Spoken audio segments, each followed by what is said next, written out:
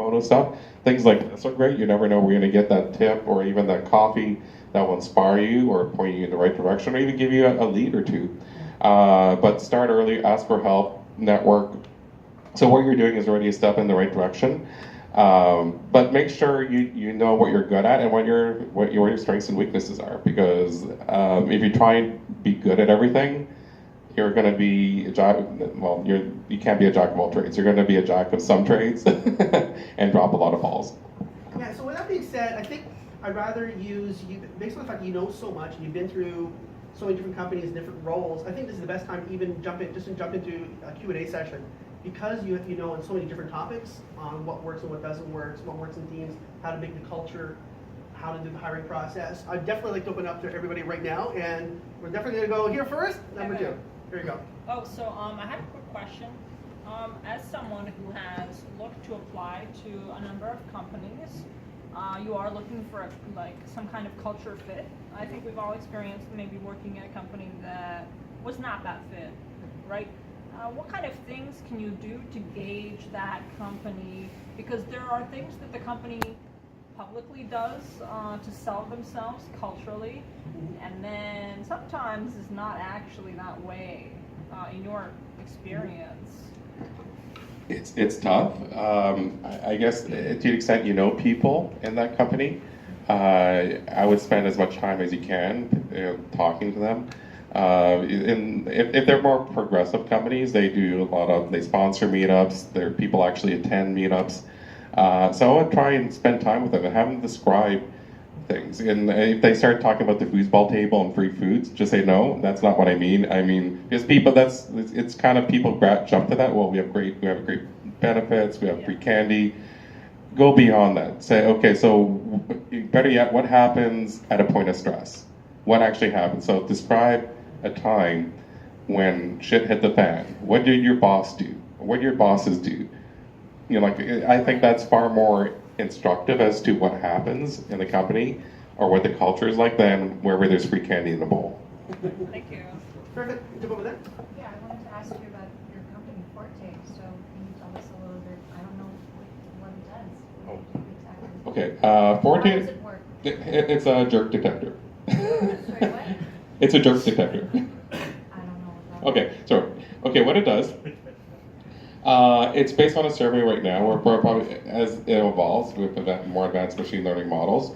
What it does, it actually surveys the best people in the company. So it assumes nothing about a company. But via the survey-based process, it collects all that data and forms what we consider a cultural fingerprint for that company, based on the values and beliefs professed by the best people in the company.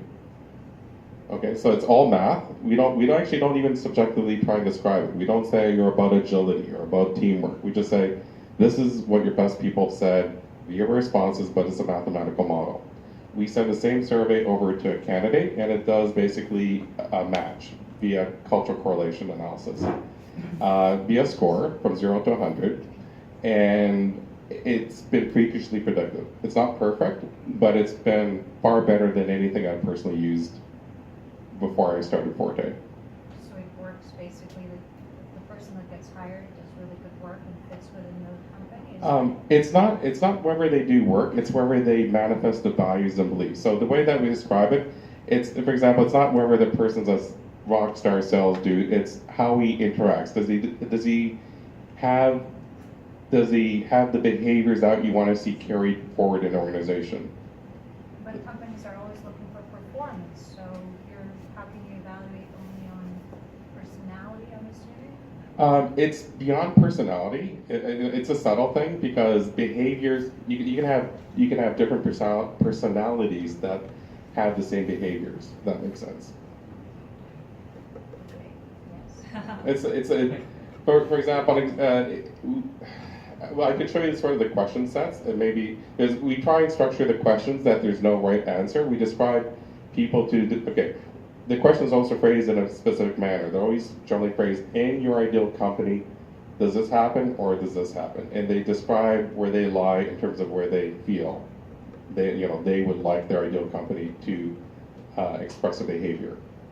And right now we use set of 20, and that's being expanded to potentially a set of 100 in the next release. So I'm still trying to determine what your value proposition is to other companies. Okay, well, one value proposition is we eliminate toxic hires from the belief system based on the belief system of the company. We actually dramatically accelerate the hiring pipeline. Our average status around there is 75% by just eliminating the people who are culturally misaligned based on your best people. Over time, we've demonstrated improvements in engagement, which is correlated with improvements in productivity, and also retention. Based on our earliest companies, which have been on board the platform for 2 years, turnover has been reduced by over 50%. That's a strong metric. It's clear. Thank you very much. Fantastic. And for globalization, how would you see it relating, basically possible with your tool and with your solution? Because what I'm looking to do is to globalize these organizations, but also there's lots of global, especially in technology, development and stuff like that. So interesting point. Two of our largest clients, one is based in UA, and they have a heavy workforce around the planet. There is actually a security company. And another company is complete virtual, 400 employees. In fact, they had problems hiring for culture fit until they leveraged Fortay. Their average turnover was in excess of 30% per year. And therefore, just sorry, so your calculation is also to do culture fit, but international culture. What we find interesting enough is people's value systems transcend borders.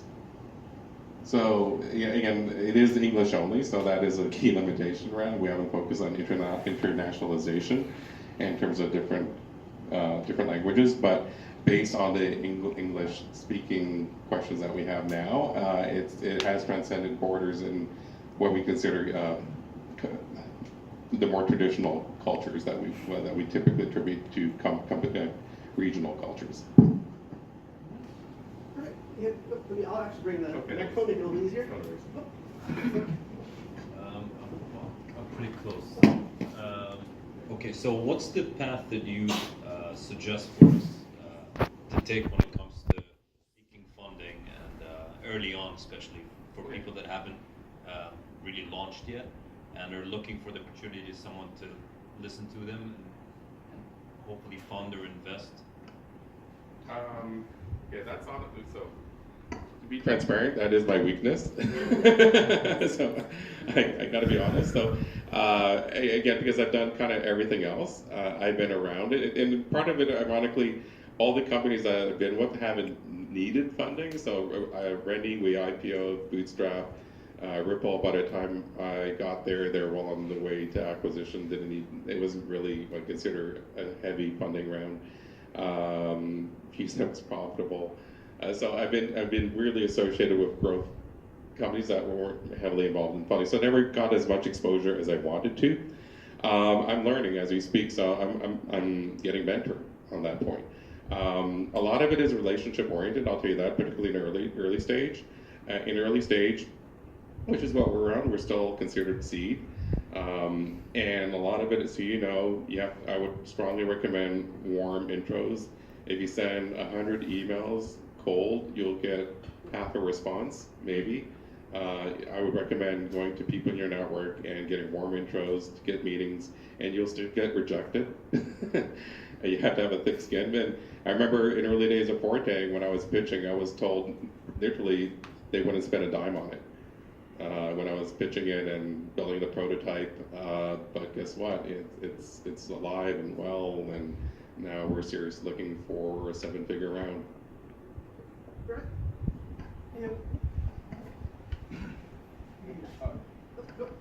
Hi, Moran Forte. What you're helping to solve is one of the organization's great historical problems. So I just wondered, in terms of your mathematical calculations in trying to find the best fit, have you found that you've come to a sort of a specific set of classifications in terms of personality types, or you found it wider than expected? So Actually, that was one of the surprises. So, we have a pretty good user base in Toronto, and I honestly expect to see types of companies. Effectively, what I expected to see by now was clustering of types of companies and dimensional space, but it hasn't happened yet. So, literally, even in Tech Toronto, every company is a cultural snowflake, to put a lack of a better term to it. Which is great. That means it means at least the product, even in its present form, can uniquely define a culture to a pretty high degree of differentiation. So a great person or culturally aligned person at Mercatus, where I was, maybe a culturally misaligned person at Blue Cat, and vice versa. So the fact that you're both in technology, both in software, it doesn't matter. It's literally the behaviors within the company that matters. Perfect. And I promised over here. Good cardio. Quick question. Gotta go all the way back. Do you find that most of the companies that you work with right now, are they all tech or quote unquote new school companies?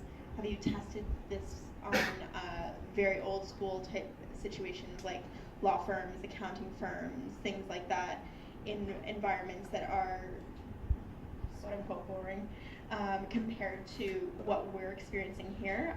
I used to work for a large Fortune 500 company, a boring company, and they had a test when you went into the business, and it wasn't a Myers-Briggs test, but it was a very similar like psychological test.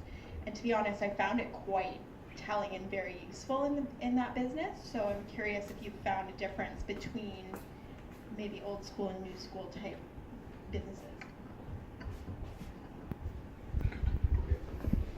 So the overwhelming majority of our companies are, I would say, emergent, typically high growth, fast growth companies that they spend a lot of time growing what they consider their culture, and they don't want to screw it up through so-called hypergrowth. So that's a big proportion of our company. But we do have a legal firm. We have a more traditional company on it. We actually even have a talent agency on it, which is kind of interesting, and they're using it to help source candidates within their firms.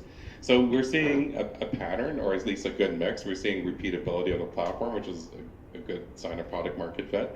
But it's early days for us, and we're hoping to see a lot more and more traditional companies. And everything is, we have traditionally up till now focused on smaller companies. We really just started the shift towards mid-market, which depends on the country of where you are, but for Canada it's 50 and more, in the US it's 100 and more. We still have a small grouping of those, and what we found is interestingly, they don't take any longer to close, and they tend to be way more stable. So we definitely want to double down on those companies, which will shift us towards, I guess, slightly more traditional companies.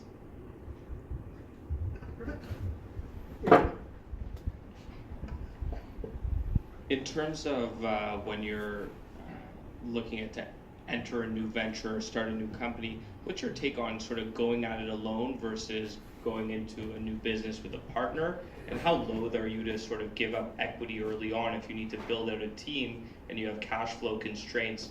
How are you paying those people?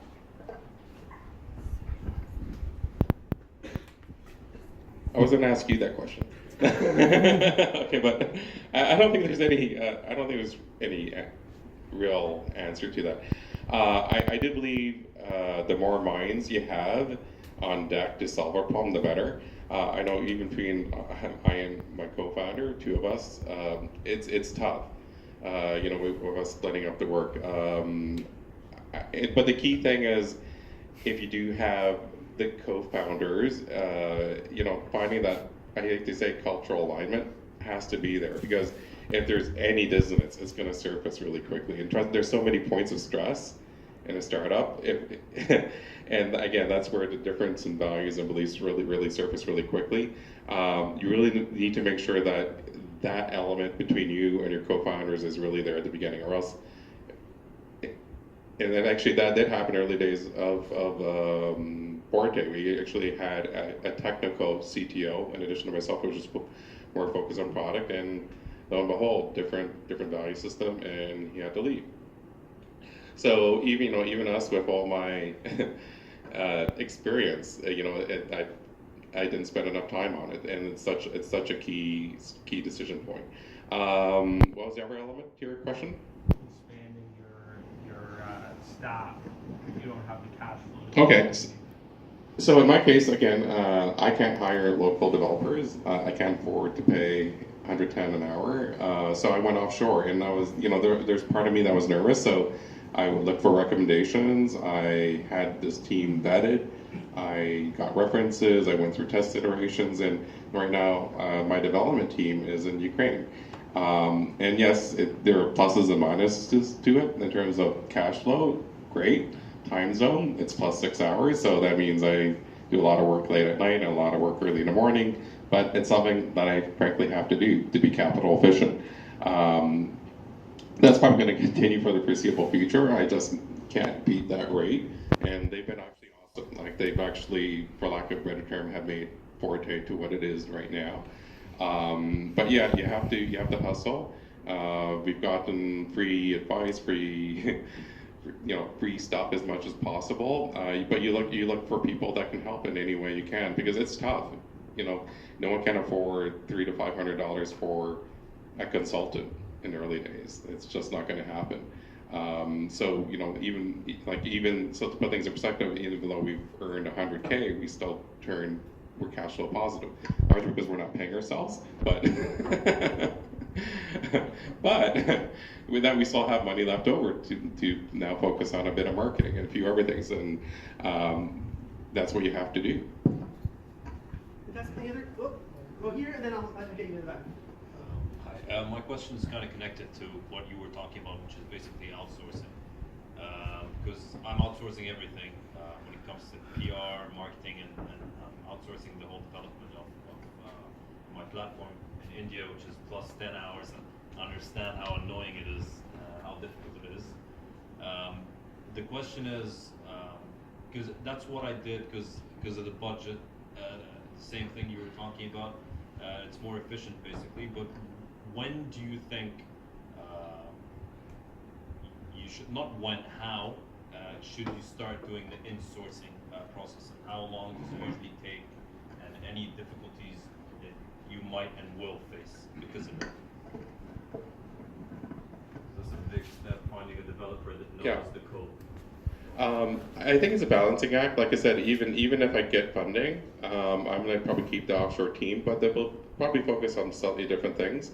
I need local talent for data science, machine learning, that I can work on my own time zone. I probably need local operational support for this time zone, because as great as they are, they kind of go off the clock at around 1 p.m.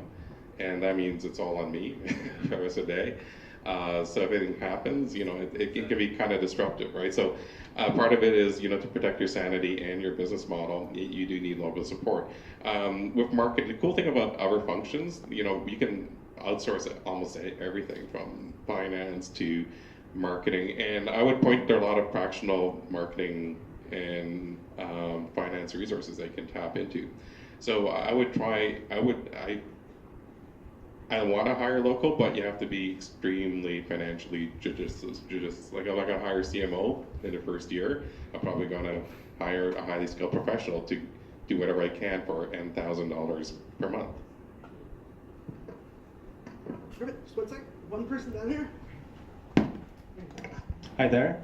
I have a question about, is there any study or research that proves that constructing a team with the same belief system is beneficial for the company? Because what I can imagine, that if you will put this tons of people who believe the same thing into the one room, at the end of the day, they will not accept the new ideas. They will not gonna be open to the new thoughts, right?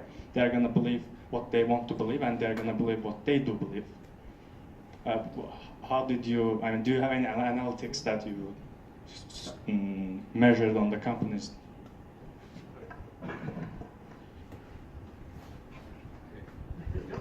You're getting a workout. Okay, so part of it is based on my experience, but it's been independently validated that it seems to be there's more and more evidence in what I've seen in terms of organizational research that it definitely is not personality, and I think people do confuse personality with value systems all the time. Again, personas are what I consider thin veneer. You know, they focus on a pattern of behavior, which is the way, you know, very superficial way on how we act. But your core values is something that is also relatively intractable over time and intractable under different points of stress. And I guess the largest independent study that I've seen was that of Google when they went looking for, you know, what was this magic formula that formed team effectiveness. At least their early research is extremely positive, and our early data in the companies that we are already deployed in is also extraordinarily positive. All evidence shows that if you just focus on values and beliefs, you actually get diversity on all of our metrics. So let's look at a real example at Mercatus. In the engineering team that I ran, 40% of my engineering team were women. That's 3 times the Toronto average. If I did a complete psychographic analysis of the team at Mercatus, it would be a complete buckshot pattern, equal amount of I's and E's, which is, again, freakishly unusual in the case of engineering. So let me give you maybe a use case, which I remember from roughly a year ago. So a year ago, I was looking for a mobile ionic engineer. I've been looking for this person for a year. Probably went through 25 candidates, someone came close, and I get an interesting resume through Glassdoor. I put them through Fortay, they score off the charts, so I say, can you come in the next day? They say fine, and they blow my team away, and it was a tough crowd at Mercatus. Again, we went through 25 candidates over a span of a year. So I say, can you start?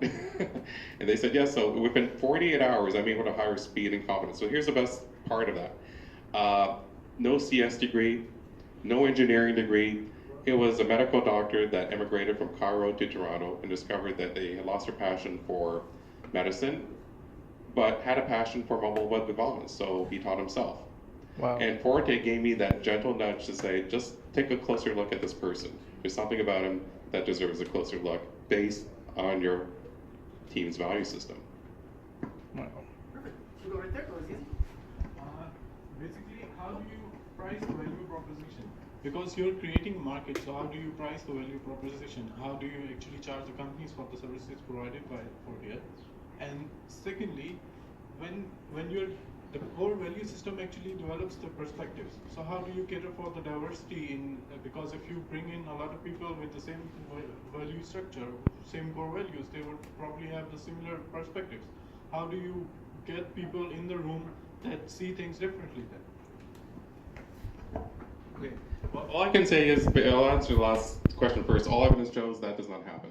So I can say that people who say ironically the same values have different personas. So that's where you get the diversity of thought, different perspectives on that basis, and different patterns of behavior relative to a problem. Interesting enough, which is kind of cool because even if I look at my team at Mercatus, it was a complete spectrum of people. Different ethnicities, different personalities, and it was kind of cool to watch them, see them attack a problem, which is always cool. Now, regards to pricing, honestly, we started low. We started at a really low threshold. It was a monthly-based plan. We eventually moved to an annual plan, and we've been raising the price. So our price right now is in the order of $7 per employee per month. And we've been toying with other models like per employee higher pricing, but we've settled on, I guess, Slack-based pricing for lack of a better term because it's easy to relay, it's annualized over a year, it seems to be easier to sell, and who knows, that may change over time, but that's where we like everything else, we experimented and we found something that seems to stick and work repeatedly. Any other questions? Going. There we go. Can you tell us more a little bit about this value system? Explain exactly what you mean by that. Can I try it? No, I won't have that. I do like I get it. Okay, so it could be as simple as in your ideal company, do you prefer detailed instruction or do you prefer to figure things out on your own? In your ideal company, individual contributors are awarded for their effort. In your ideal company, the accomplishments of a team are awarded. And it's not one thing that matters, it's the constellation of things that matter, and also the patterning of responses around this question. So it's a complex mathematical model if you put it all together. And we just don't focus on the means of the responses, we actually focus on the patterns of the patterns around the mean, which is kind of the secret sauce. So the person's perspective on things. Yes. Whether it matches yours. Yes, relative to their ideal construct of a company. So one thing, a frequently asked question that I couldn't answer 2 years ago, but now I can, now they have tens of thousands of people go through our platform, is that do people try and spoof the system? Okay, because it's kind of all these questions, it's 20 simple questions, what could possibly go wrong? So, interesting thing, that over the span of 2 years, we've actually had about 100 people that have gone through the platform multiple times at different points in time and for different companies. Here's the best part, their answers are statistically static. They have not changed. So we're really dealing with 100 pathological people, or their value systems are actually static, which is kind of cool. You finish your? Yep. Yeah, I got a question. So, what are some of the common cultural behaviors that that companies look for in candidates? Are there any, or if there aren't any, like, would you like to suggest something that would be good for candidates, when they apply? Okay. In a way, I consider that kind of starting on the wrong foot. Like you hear, I want the rock star, I want the ninja, I want whatever this, the rainmaker sales guy. What I say is drop that. Just pick the people that you want more of, and the math will figure itself out. So it's a very different model. Like, we don't assume anything about what you want. We just say pick your people. It's a very grassroots, bottom-up approach, and that is the strength and weakness of Fortay. It actually requires training. You say, well, here's one person, just model that after this guy. It's, to us, that does not provide enough data points. It actually needs a collection of people to figure it out. Okay. Interesting. Well, one thing I'll add directly to that. So, let's say we're looking, what are you looking for when you get with a company? So I'm company ABC. I want to use Fortay right now for my HR needs and for hiring. How do you onboard myself? Are there specific questions, or how do you go through an interview? Do we go through an interview process? What's that whole process? Actually, it's fairly simple. You can kind of paste an email distribution list. We can import a CSV file. From that point on, we find most companies, they send the survey out to the entire team. And from that point on, they just pick their cultural icons, and that's what the model's based on. And the cool thing, you can toggle people on or off to see what it does to the model. And from that on, once you believe that the model is working based on the subjective analysis of your internal team, you start sending it to candidates. Very interesting. Any other questions? Going once, going twice, going 3 times. Yep, there you go. So there was that one particular candidate that you took a look at that otherwise most, I guess, interviewers would not take a look at. The gentleman from Cairo, what was it about his resume that identified him as a prospect?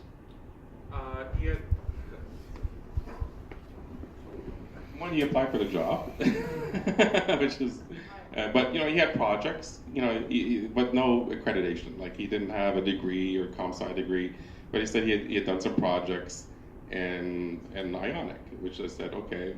But it's one of those things that, I'm a transformational leader, and I said, okay, but I'll give this guy a shot. Solid.